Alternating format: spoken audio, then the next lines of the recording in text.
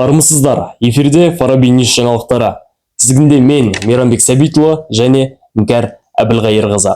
Жаркент қаласының маңынан табылған ежелгі түркі таңбасы басылған қазақ деген жазудың тарихи маңызы ерекше. Бұл сол өлкеге саяхаттап барған түркітанушы Аманқос мектептегінің орамды ойы.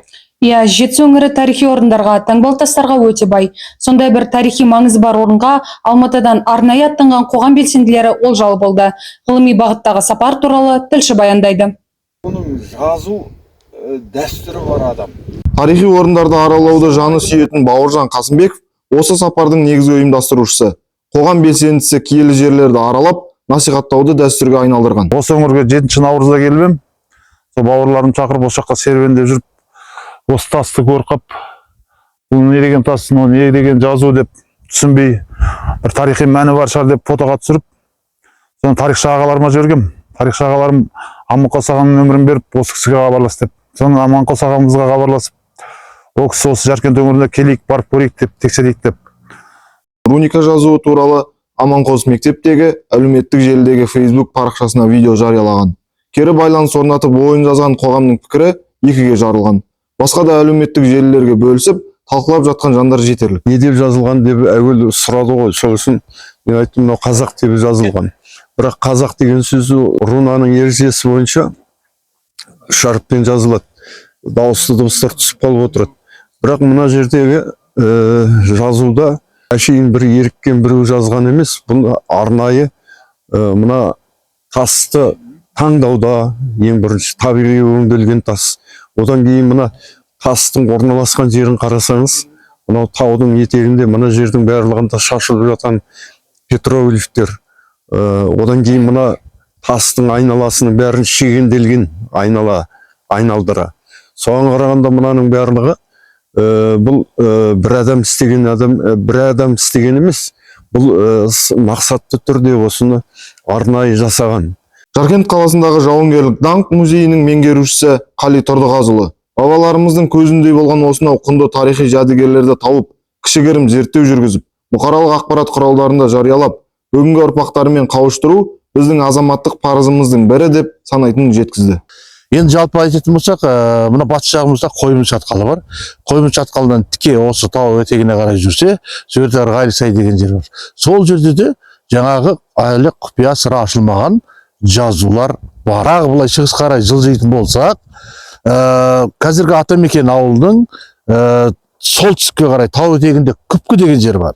Сол Күпкі деген жерде бұдан да менің өз жорамалым бойынша бұдан да көне тастағы жазу бар. Алматы қаласы музейлер бірлестігінің қызметкері Құттыбек Нұрғалиұлы мұндай жәдігерлерді сақтау, қорғау жүйесін заман талабына сай жетілдіру қажет деп есептейді. Жалпы осы наурыз айының ортасында осы Бауыржан ағамыз Алматы музейіне хабарласып, осындай құнды ескерткіштің табылғандығы жайлы хабарлаған болатын. Осы ескерткішті Алматы музейіне өткізсек деген өзінің жеке ұсынысын білдірген болатын.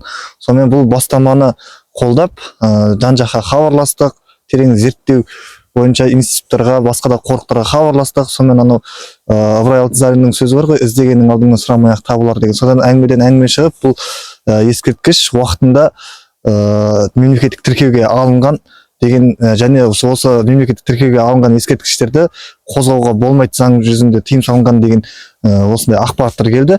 Сол кезде бізде кәдімгі үлкен сұрақ болды. Егер бұл бұрын мемлекеттік тіркеуге алынған болатын болса, неге ешқандай мұражайдың өзінің жеке қорына сақталмаған, неге бұны елдер білмейді деген үлкен сауал туады. Нұрлан Асқарұлының еліміздегі таңбалы тастарды зерттеп жүргеніне 10 жылдан асқан. Ол Жетісу жеріндегі таңбалы тастарды адамзат тарихына қатысты рухани қазына деп санайды. Үсек өзенінің шығыс жағалауы Еңбекші ауылынан 4-5 шақырым жоғары жақта осы қазақ деген жазу табылды дегесін бүгін осы жерге келіп жатырмыз. Енді әрине бұл үлкен бір жаңалық. Осы ата-бабаларының тарихына, ежелгі жазуды білуге ұмтылған ғалымдар үшін, жалпы біздің халқымыз үшін, әрбірден түркі халықтары үшін. Сондықтан енді әртүрлі қазір әлеуметтік желіде пікірлер айтып жатыр екен. Мына дауысты дыбыстар жазылмайды қазақ дегенде деп.